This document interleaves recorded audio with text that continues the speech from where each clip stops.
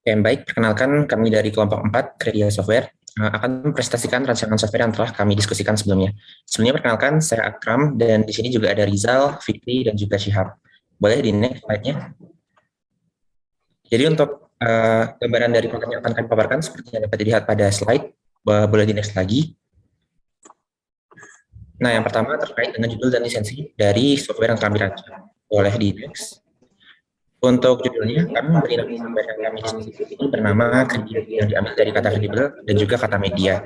Kemudian untuk lisensinya, kami merencanakan bahwa software ini akan berlisensi freeware, yang mana artinya berarti pengguna dapat menggunakan software ini dengan gratis, namun akses untuk melakukan modifikasi source code-nya tidak dapat dilakukan oleh orang secara luas. Di next lagi. Nah, untuk latar belakang mengapa kami terpikirkan gitu ya untuk membuat software yang bernama Kredia ini, boleh di next. Jadi untuk yang pertama, latar belakangnya adalah berkaitan dengan sosial media itu sendiri gitu ya. Yang seperti halnya kita ketahui sekarang, sosial media ini dapat dikatakan sebagai platform yang sudah sangat umum diakses oleh berbagai macam kalangan masyarakat gitu.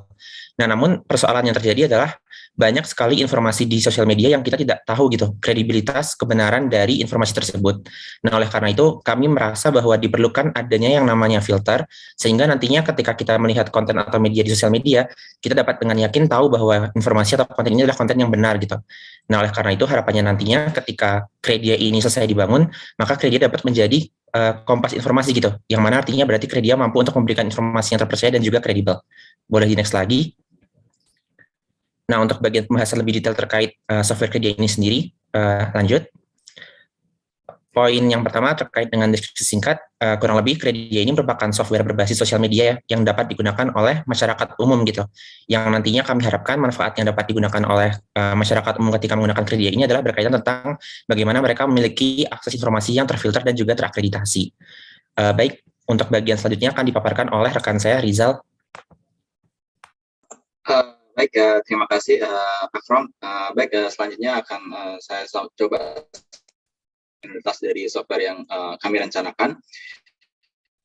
Dipaparkan oleh Akram tadi, ada beberapa yang sudah di-highlight dan ada beberapa informasi terkait fungsionalitas dari software. Di sini software kami akan memiliki 4 fungsionalitas utama. Yang pertama ya, ini terkait melakukan pengecekan akreditasi untuk setiap akun ketika membuat akun. Kemudian media sosial, seperti halnya media sosial pada umumnya, kita ada fitur untuk post informasi, gambar, video, kemudian akun-akun yang udah terverifikasi. Kemudian yang selanjutnya adalah fitur Little CV, kita sebutnya Little CV, di mana fitur ini bisa menampilkan akreditasi akademik atau sertifikasi yang sesuai oleh teman-teman yang punya akreditasi. Kemudian fitur yang mana teman-teman ataupun akun yang belum terakreditasi oleh tim kami, maka akan hanya sebatas mendapatkan fitur untuk membaca, melihat post semata. Jadi bedanya antara yang terakreditasi sama yang enggak. Yang terakreditasi bisa melakukan posting, ya sebatas membaca postingan. Baik, untuk selanjutnya terkait analisis terkait aspek sustainability, kita coba paparkan dari individual, kemudian sosial, ekonomi, dan environment, dan teknologi. Di individual, kita tahu bahwa ini adalah sosial media punya status dalam artian akreditasi.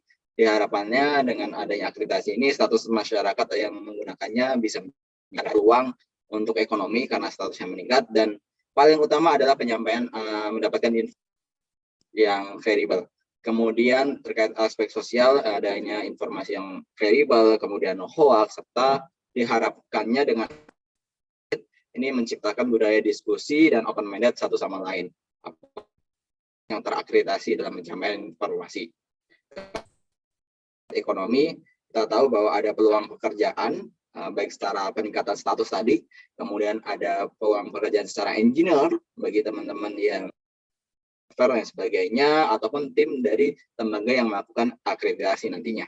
Kemudian dari environmental, perangkat berbasis web ataupun smartphone ataupun berbasis perangkat lunak yang bisa berjalan di beberapa piranti, harapannya dengan perangkat dengan limbah-limbah material ataupun limbah-limbah yang lain.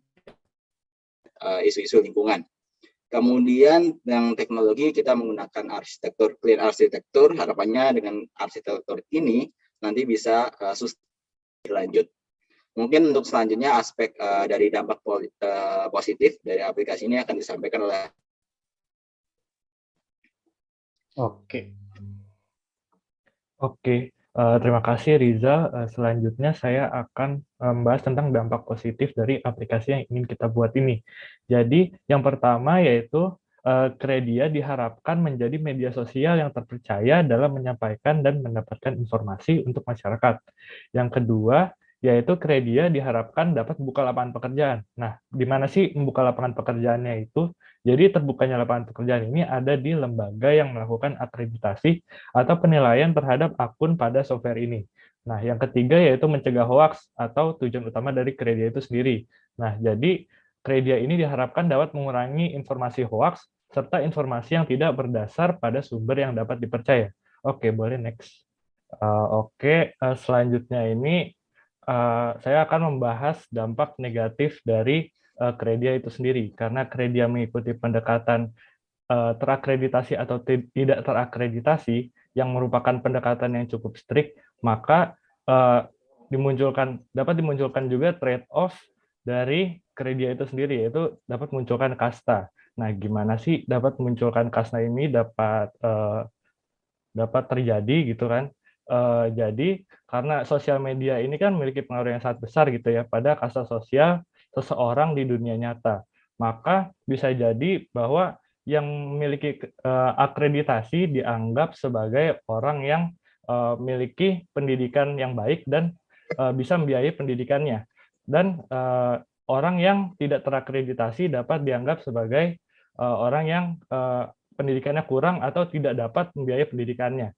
Sehingga memunculkan permasalahan baru yaitu pelanggaran HAM dan kebebasan berpendapat dari si miskin atau si kaya dengan si miskin atau si yang berpendidikan dengan si yang tidak berpendidikan. Nah, hal ini, dampak negatif ini dapat kami tangani dengan solusi yang akan selanjutnya dibahas oleh Siap. Oke, nah jadi ini upaya penanggulangan dari tadi dampak negatif yang sudah diceritakan oleh Fikri. Nah jadi mungkin pertama dari sistem kasta itu sendiri ya. Nah jadi kalau dari sistem kastanya tuh solusi yang kita pikirkan paling cocok itu adalah dengan menggunakan subsidi. Nah jadi dengan subsidi ini tuh pihak yang melakukan tes akreditasinya itu bisa mungkin lembaga atau mungkin yang punya sosial medianya sendiri gitu, itu bisa mengadakan kegiatan event yang dimana menyediakan kesempatan agar orang-orang yang kurang mampu untuk untuk membayar tes tersebut bisa melakukan tes tersebut. Nah, lalu kemudian selain itu juga ada masalah lain tadi kan, masalah HAM. Gitu. Nah, untuk masalah itu upaya penanggulangannya adalah aplikasi ini tuh harus dapat dukungan dari pemerintah. Gitu. Itu bakal sangat penting gitu ya.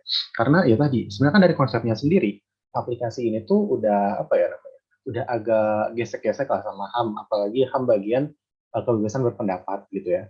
Nah, jadi kalau misalnya nggak ada dukungan pemerintah, itu tuh bakal sulit untuk berkembang.